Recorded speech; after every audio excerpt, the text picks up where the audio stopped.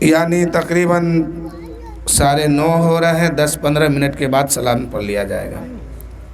بس ایک حدیث سن لیجئے رمضان شریف کے تعلق سے، سامنے رمضان کا مہینہ ہے، شادی کے تعلق سے سن بھی لیے، تقریر بھی سن لیے، نعت بھی سماعت کی آپ لوگوں نے۔ بس ایک بار اور عقیدت و محبت سے کہیے سبحان اللہ۔ کہ جس محفل میں میرے نبی کی بات ہوتی ہے، جس محفل میں میرے نبی کی بات ہوتی ہے، جس محفل میں میرے نبی کی بات ہوتی ہے، رم جھم رحمت کی برسات ہوتی ہے، رم جھم رحمت کی برسات ہوتی ہے۔ سبحان اللہ، رحمت کی برسات ہوتی ہے۔ اور رمضان کا جو مہینہ آنے والا ہے نا، اس میں 10 دن پہلے کیا ہے جانتے ہیں؟ رحمت۔ 10 دن جو گزرتا ہے رمضان کے مہینے میں وہ ہے رحمت، اس کے بعد ہے مغفرت، اس کے بعد کیا ہے؟ جہنم سے آزاد۔ یہ کس کے لیے ہے؟ ایمان والوں کے لیے، سب کے لیے نہیں ہے۔ رحمت لوٹ لینا ہے تو لوٹ لیجئے رمضان کے شروعات میں، اور مغفرت اپنی اگر کروانا ہے تو 10 رمضان سے 20 رمضان کے بیچ میں کروائیے، اور جہنم سے اگر آزادی کا پروانہ چاہتے ہیں تو پھر 20 رمضان سے 29 یا 30 تک کر لیجئے۔ شاعر کہتے ہیں جس محفل میں میرے نبی کی بات ہوتی ہے، رم جھم رحمت کی برسات ہوتی ہے، اور شام کا ڈوبا سورج نکلا چاند ہوئے 2 ٹکڑے، شام کا ڈوبا سورج لوٹے چاند ہوئے 2 ٹکڑے، پیر جو بلوا اے وہ نبی کی ذات ہوتی ہے، پیر جو بلوا اے وہ نبی کی ذات ہوتی ہے۔ اللہ کی قدرت دیکھیے، اللہ تعالیٰ نے چاند کو پیدا کیا، سورج بنایا، پیر بھی بنایا، پہاڑ بھی بنایا، سب بنایا، کائنات کو بنایا، صرف کن فیکن سے۔ اللہ نے سورج کو بنایا اور کہا کہ تم کو دن بھر میں یہاں سے یہاں تک کی سفر کرنا ہے، یہ تمہارا دستور اور قانون بنایا گیا، نہ 1 انچ دائیں نہ بائیں تم کو جھکنا ہے، جس طریقے سے جس موسم کے لیے اس کو متعین کیا گیا سورج اسی حال میں چل رہا ہے۔ لیکن کہا کہ اے سورج، میرا محبوب آخری نبی بن کے آئے گا، اگر وہ کہہ دے کہ تم پلٹ جاؤ تو تم اگر غروب ہو گئے ہو تو ان کے اشارے سے تم کو پلٹنا ہوگا۔ شام ابو طالب میں عصر کی نماز علی کی قضا ہو گئی، اب تک سورج کو کسی نے پچھم سے نہیں لوٹایا تھا، ڈوبے ہوئے سورج کو مغرب کے بعد کسی نے نہیں نکالا تھا، میرے نبی نے اشارہ کیا، سورج دوڑتے ہوئے واپس آیا اور کہا کہ علی آپ نماز ادا کیجئے۔ لوگوں نے کہا ہے سورج خلاف معمول نکلا ہے، یہ قانون نہیں ہے کہ تم ڈوبنے کے بعد 12 گھنٹہ سے پہلے نکل جاؤ، لیکن 2 منٹ کے اندر تو نکلا ہے، اب غروب کب اب ہوگا، ڈوبے گا کب؟ سورج نے کہا کہ میں علی کے لیے نکالا گیا ہوں، علی سے پوچھو کہ عصر کی نماز کتنی دیر میں پڑھے گا، اس کے بعد ہی میں ڈوبوں گا۔ اللہ نے پیر کو بنایا، درخت کو بنایا، اس کی فطرت یہ کہ یہ چل نہیں سکتا ہے، درخت چلتی نہیں ہے، پیر چلتا نہیں ہے، چاہے دنیا کا کوئی بھی شخصیت اس کے پاس آ جائے 1 انچ یہ ہٹنے کا نام نہیں لیتی ہے۔ لیکن اللہ نے فرمایا کہ اے درخت، تیرے اندر تو صفت یہ میں نے دیا کہ جب تو زمین پر اگ جائے تو 1 انچ تمہارے اندر ہٹنے کی طاقت نہیں ہے، لیکن اگر میرے مصطفیٰ بلائے تو دوڑتے ہوئے آنا ہے، میرے مصطفیٰ بلائے تو دوڑتے ہوئے آنا. مکے کی دھرتی ہے, مدینے کی سرزمین ہے. ایک شخص نے کہا حضور آپ اگر سچ مجھ اللہ کا نبی ہے تو اس درخت کو بلوا دیجئے. کافی دوری پر وہ ایک درخت تھا. میرے نبی نے اشارہ کیا, وہ درخت دائیں بائیں جھکا ہلا اور دوڑتے ہوئے نبی کے قدم میں آ کے بوسہ دے دیا. پھر میرے نبی نے فرمایا تم اپنی جگہ پہ چلے جاؤ. وہ درخت چلتے ہوئے پھر اپنی جگہ میں جا کے متعین ہو گئے. تو اللہ نے سب کو بنایا, قانون بنایا, دستور بنایا, لیکن میرا رب کہتا ہے کہ اے مخلوق سنو, اگر میرا محبوب کہہ دے تو قانون توڑنا پڑے گا. چاند ہے آسمان کے اوپر, کسی کی طاقت نہیں ہے کہ اس کو 1 انچ ہٹا دے. اگر اللہ کہتا ہے کہ اگر میرا محبوب کہہ دے تو تمہیں 2 ٹکڑا ہونا پڑے گا. آج دنیا نے بہت ترقی کی. کچھ لوگوں نے اعلان کیا کہ ہم چاند پر گئے اور جانا کوئی کمال نہیں ہے, چلا گیا ہوگا, لیکن کسی کی طاقت نہیں ہے کہ چاند کو 1 انچ ادھر سے ادھر کر دے. لیکن رب کہتا ہے کہ اے چاند, تیرے اندر تو فطرت یہ ہے کہ جو تمہارا طریقہ میں نے بنا دیا اسی سے تم کو چلنا ہے, لیکن اگر میرا محبوب کہہ دے تو تم کو 2 ٹکڑا ہونا پڑے گا. اب میرے آقا صلی اللہ علیہ وسلم مکے کی دھرتی پر کھڑے ہو کر کے انگلی کا اشارہ کرتے ہیں, وہ چاند 2 ٹکڑا ہو جاتا ہے. 1 ٹکڑا مشرق میں پہنچتا ہے تو 1 ٹکڑا مغرب میں پہنچتا ہے. میرے نبی کہتے ہیں پھر سے جڑ جا تو جڑ جاتے ہیں. شاعر کہتے ہیں کہ شام کا ڈوبا سورج لوٹے, چاند ہوئے 2 ٹکڑے, پھر جو بلوائے وہ نبی کی ذات ہوتی ہے, پھر جو بلوائے وہ نبی کی ذات ہوتی ہے. جس محفل میں میرے نبی کی ذات ہوتی ہے, رم جھم رحمت کی برسات ہوتی ہے. اور آخری شعر سماعت کیجئے. خوابوں میں جب گیا ہوں شہر مدینہ کو, خوابوں میں جب گیا ہوں شہر مدینہ کو, سنگ میں میرے تاروں کی بارات ہوتی ہے. جب کوئی عاشق رسول چلتے ہیں یا سوتے ہیں یا جاگتے ہیں, ان کے دل میں یہی ارمان ہوتا ہے, یا رسول اللہ ہمیں بھی مدینہ دکھا دیجئے, ہم بھی گنبد خضرا کی زیارت کریں گے, کبھی صفا و مروہ پہ چلیں گے, کبھی مینا کے میدان میں حاضری دیں گے, کبھی مزدلفہ کے قریب پہنچیں گے, کبھی خانہ کعبہ میں بوسہ دیں گے, کبھی حجر اسود کو چومیں گے, کبھی عرفات کے میدان میں گھومیں گے. یعنی ہر عاشق رسول کی یہی تمنا ہوتی ہے کہ یا رسول اللہ دکھا دے وہ مدینہ کیسی بستی ہے جہاں پہ مولا تیری رحمت برستی ہے.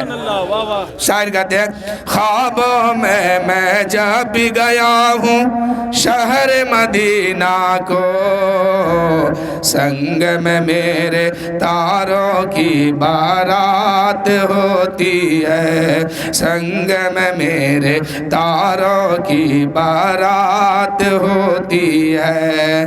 وقت بہت ہو چکا ہے, بس 2-4 اشعار اور سماعت کیجئے, پھر انشاءاللہ کل پروگرام ہے شہید مولی صاحب کے ہاں, وہاں پہنچے گا. اب انشاءاللہ کل میں وہاں بھی کچھ سناؤں گا. آج حضرت کو میں بھرپور اسی لیے ٹائم دیا کہ حضرت باہر سے آئے ہیں, اور ان کی خطاب میں ایک جان میں نے دیکھا کہ جہیز کے خلاف حضرت خلاف ہیں, جہیز کے خلاف بولے بھی ہیں اور اس کے خلاف بھی ہے. اور ہر مسلمان کو اسی پر چلنا چاہیے, اس لیے کہ مسلمان کو حرام کی دولت کبھی نہیں کھانی چاہیے, اور جہیز میں جو بھی ملتا ہے, جو بھی مانگ کے لیتا ہے, یہ سب کے سب حرام ہے. چاہے وہ آپ روپیہ لیجئے, پیسہ لیجئے, صوفہ لیجئے, فریج لیجئے, گدا لیجئے, تکیہ لیجئے, یا اور کچھ مانگ کے لیجئے, جوتا چپل یا کرتا وغیرہ لیجئے, لیکن کوئی بھی چیز اس میں حلال نہیں ہے. جتنی چیز آپ نے مانگا ہے وہ سب کے سب حرام ہے. ان میں سے اگر کوئی شے آپ اپنے جسم میں لگا کر کے نماز پڑھیں گے, نماز قبول نہیں ہوگی. روزہ رکھیں گے, روزہ قبول نہیں ہوگا. مثال کے طور پر کرتا ملتا ہے نا، لڑکی والوں کے طرف سے ڈیمانڈ کرتے ہیں نا کہ باپ کا کرتا چاہیے، بھائی کا چاہیے، اس کا چاہیے، اس کا چاہیے، جوتا چپل سب لے لیتے ہیں۔ یہی کرتا پہن کے اگر آپ نماز پڑھنے جائیں گے، نماز میں کھڑے ہوں گے تو حدیث پاک بتا رہی ہے، میرے نبی کی حدیث ہے، اگر جسم کے اندر جو کپڑا لگا ہے اس میں اگر 1 روپے میں کپڑا خریدا، 90 پیسہ حلال کا ہو اور 10 پیسہ حرام کا اس میں لگا ہو تو اس کی نماز قبول نہیں ہوگی۔ اور جہیز میں تو پورا کرتا ہی حرام کا ہوتا ہے۔ شریعت بتا رہی ہے کہ 90 پیسہ، 4 روپے میں آپ نے کپڑا خریدا ہے، 3 روپے 90 پیسے آپ کے حق اور حلال کے ہیں، 10 پیسہ اگر حرام کا لگ گیا نا، اسی کرتے کو پہن کے جمعہ کی نماز میں کھڑے ہو گئے، اب آپ کی نماز نہیں ہوگی، قبول نہیں ہوگی نماز۔ اس لیے حرام کا مال مسلمان کو ہرگز کھانا ہی نہیں چاہیے، اس لیے تو حرام اور حلال کو بنایا گیا کہ مسلمان کس چیز کو کھائے، مسلمان کا کھانا کیا ہوگا، کیا طریقے سے یہ کھائیں گے۔ تو اس لیے اس بات پر اتفاق کیا گیا، میرے نبی فرماتے یہ حرام ہے، یہ حرام ہے، یہ حلال ہے، یہ حلال ہے، مسلمانوں تم حرام کو چھوڑ دو، حلال کی طرف چلو۔ شاعر کہتے ہیں محبت کا جو رشتہ جوڑ کے رکھا ہے آقا سے، محبت کا جو رشتہ جوڑ کر رکھا ہے آقا سے، میرے آقا خدا سے اس کا رشتہ جوڑ دیتے ہیں۔ شاعر کہتے ہیں کہ میرے آقا خدا سے اس کا رشتہ جوڑ دیتا ہے، کس کا؟ جو مسلمان ہوا ہے۔ یعنی مسلمان ہونے کے لیے پہلے نبی کی سنت کو ادا کرنا ہوگا، خدا کو پانے کے لیے، خدا کی قرب حاصل کرنے کے لیے مصطفیٰ جان رحمت کی سنت پر عمل کرنا ہوگا۔ اب سنت کیا ہے جانتے ہیں؟ بس ایک جملہ سنیے، میں تقریر تو کرنا نہیں چاہتا تھا، بات آ گئی ہے۔ کلمہ شریف پڑھ کر کے لوگ مسلمان ہوتے ہیں۔ کلمہ شریف پڑھنا کیا ہے؟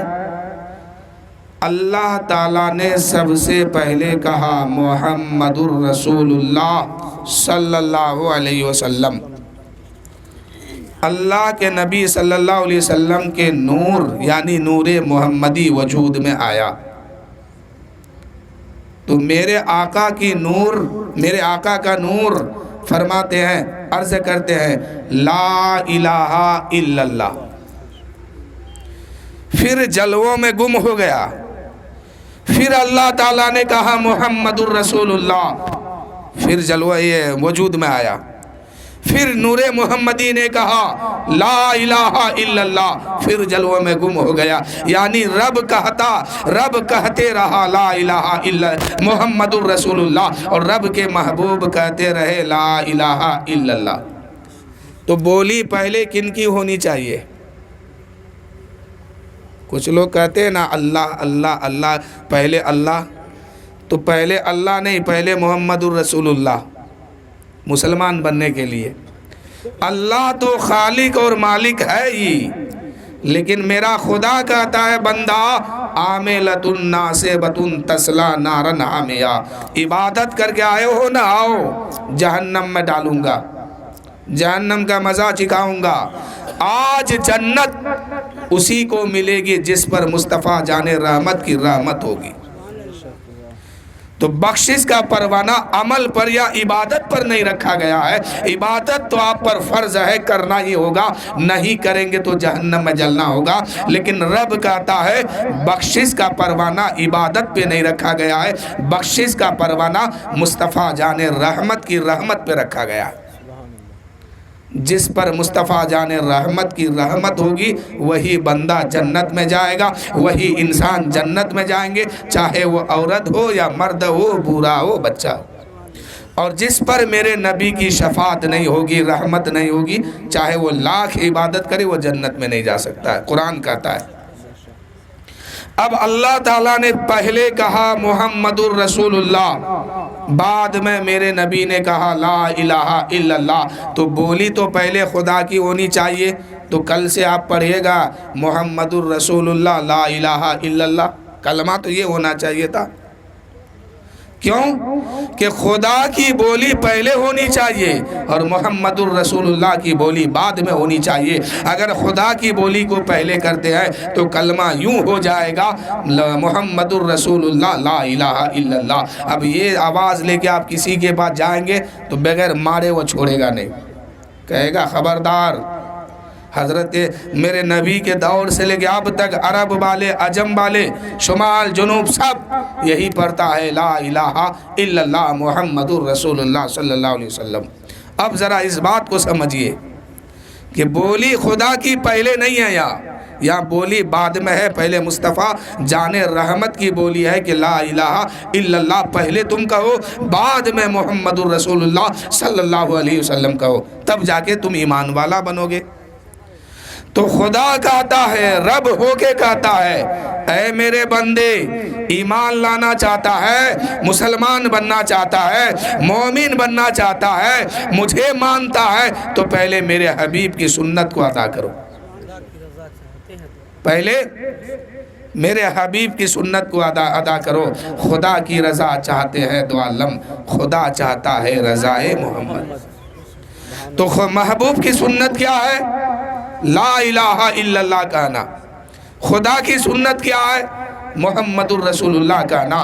कलमा तो ये होना चाहिए था मोहम्मदुर रसूलुल्लाह ला इलाहा इल्लल्लाह। लेकिन रब कहता है मेरे बंदे, तू मुसलमान बनना चाहता है, ईमान लाना चाहता है, तो पहले मेरे हबीब की सुन्नत पर अमल करो, उसके बाद कलमा पढ़ के मुसलमान होना।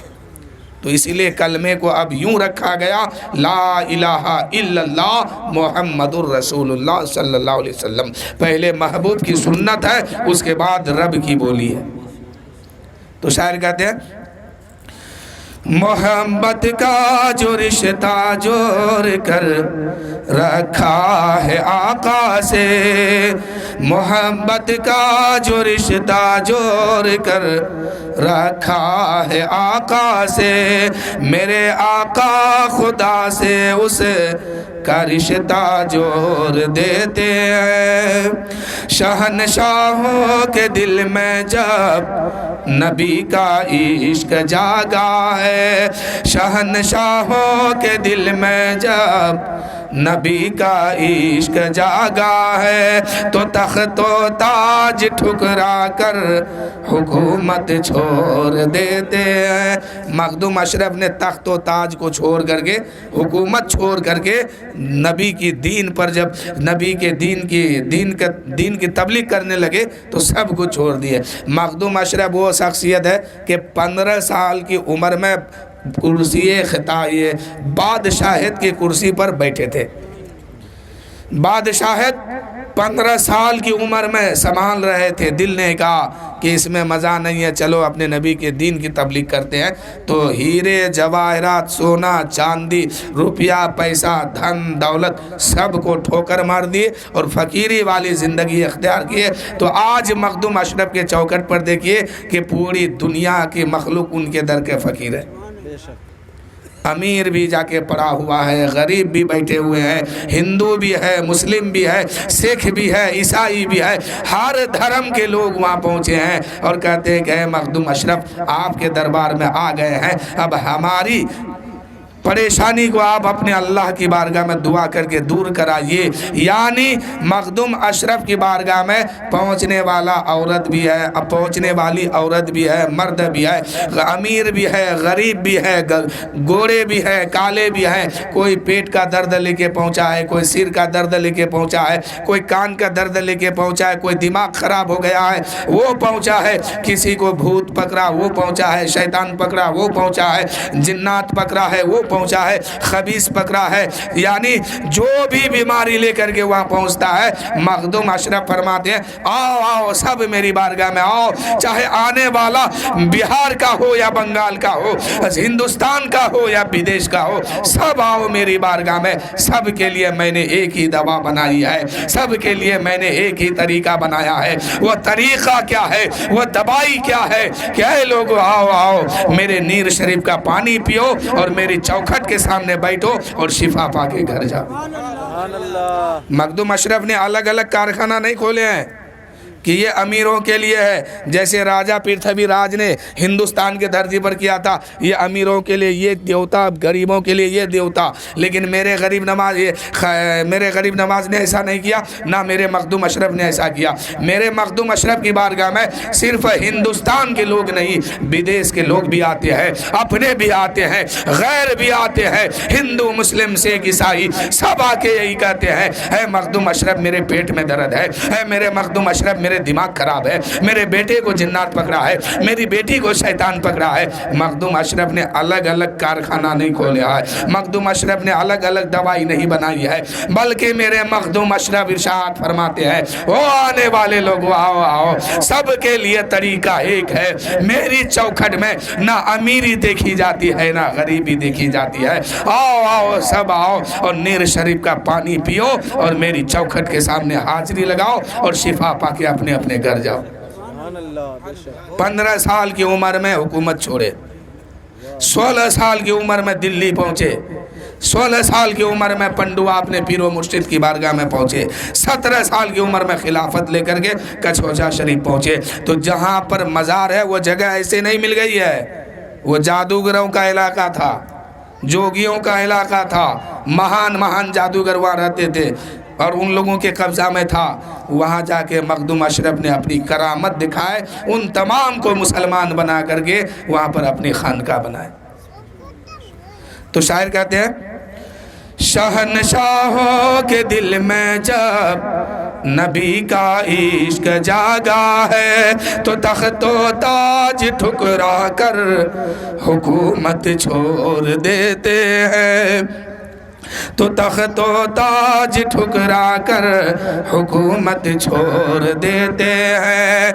مدینے کی زیارت کا بہت ارمان ہے شاہد، مدینے کی زیارت کا بہت ارمان ہے شاہد، مگر حالات ایسا ہے جو دل کو توڑ دیتے ہیں۔ شہنشاہوں کے دل میں جب نبی کا عشق جاگا ہے، شہنشاہوں کے دل میں جب نبی کا عشق جاگا ہے تو تخت و تاج ٹھکرا کر حکومت چھوڑ دیتے ہیں۔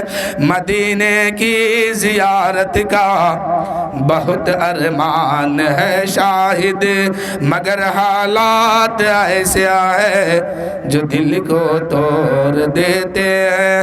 حضرات انہی چند جملوں سے میں اپنی گفتگو کو ختم کر رہا ہوں کہ حضرت اس کے بعد انشاءاللہ پھر کل آپ کو میں تقریر بھرپور سناؤں گا، 2-3 گھنٹہ سناؤں گا، اس لیے کہ کل یا پرسوں شاید ہے شہید مولی صاحب کے یہاں میلاد شریف، اس میں آپ تمام کی دعوت بھی ہوگی انشاءاللہ، وہاں پہنچے گا۔ وقت بہت زیادہ ہو چکا ہے، 10 بجنے والا ہے، آپ لوگوں کو اپنے اپنے گھر بھی جانا ہے، زیادہ دیر اب نہیں رکنا چاہیے، اس لیے وآخر الدعوانا ان الحمدللہ رب العالمین۔ سب کو مل کے پڑھیے لا الہ الا اللہ محمد رسول اللہ صلی اللہ تعالیٰ علیہ وسلم۔ آئیے سلام پڑھ لیا جائے۔